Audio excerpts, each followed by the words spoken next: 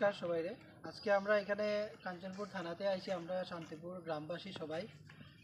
তো মূলত আওয়ার কারণ হচ্ছে এটাই যে গত দীর্ঘ 1 বছর থেকে শান্তিপুরে বিভিন্নভাবে চুরি ডাকাতি এগুলো চলতেছে এবং বিগত এই 1 বছরের ভিতরে 2টা বাইক চুরি হয়েছে এবং নাইলেও গ্যাসের সিলিন্ডার 20 থেকে 25টা চুরি হয়েছে। তো এইভাবে চুরি চলতেছে এবং অন্যান্য জিনিস বাইসাইকেল খাওয়ান টাওয়ান সব কিছু চুরি হইতেছে। কিন্তু রিসেন্টলি যে ঘটনা ঘটছে গত পরশু দিনে, এটা আমরা সবাই আতঙ্কিত।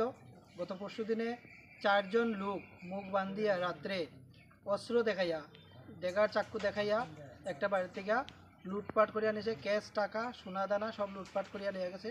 এটা গত পরশু দিন রাত্রের ঘটনা। এবং পাশাপাশি গতকালকে রাত্রে শান্তিপুরে 3টা ঘটনা ঘটছে, যেখানে একজনের বাড়ি থেকে একটা সিলিন্ডার চুরি হয়ে গেছে, একজনের বাড়ি থেকে একটা ইলেকট্রিক গ্যাসের স্টোভ চুরি হয়েছে এবং আমাদের শান্তিপুর বাজারে একটা দোকানে তারা যখন গেছে চুরি করতে, তখন গিয়া দেখছে এখানে মালিক ভিতরে, তখন তারা পালাইয়া গেছে। তো এইভাবে এবং গত এই 1-2 বছরে শান্তিপুর স্কুল না হইলেও 5-6 বার চুরি হয়েছে, ঠিক আছে। এবং এখানে একবার চুরি হইলে স্কুলের কম্পিউটার, ল্যাপটপ, ক্যাশ সব কিছু নিয়ে যাওয়া হইতেছে। কিন্তু বারবার এই সমস্ত ঘটনা ঘটার পরে আমরা যখন পিএসে জানাই, পিএস থেকে এগুলা যাওয়ার পরে রিপোর্ট হয় এবং তারপরে আর কোনো এফেক্টিভ কোনো তদন্ত বা ইনকোয়ারি আমরা কিন্তু পাই না।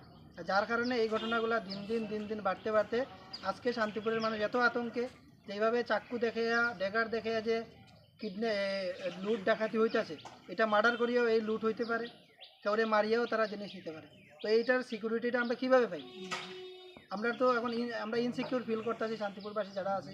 তো যার কারণে আজকে আমরা মাননীয় ওসি কাঞ্চনপুর পিএসের কাছে আমরা ওনার দ্বারস্থ হয়েছি, এসডিপিও ওনার কাছেও আমরা দ্বারস্থ হয়েছি, যাতে অতি সত্বর আমাদের শান্তিপুরের প্রত্যেকটা মানুষের সুরক্ষার দিকে চিন্তা করিয়া অতি সত্বর যারা এই সমস্ত কাজের সঙ্গে যুক্ত আছে তারা অতি সত্বর দৃষ্টান্তমূলক শাস্তির ব্যবস্থা করা হয়, তারা গ্রেপ্তার করিয়া এবং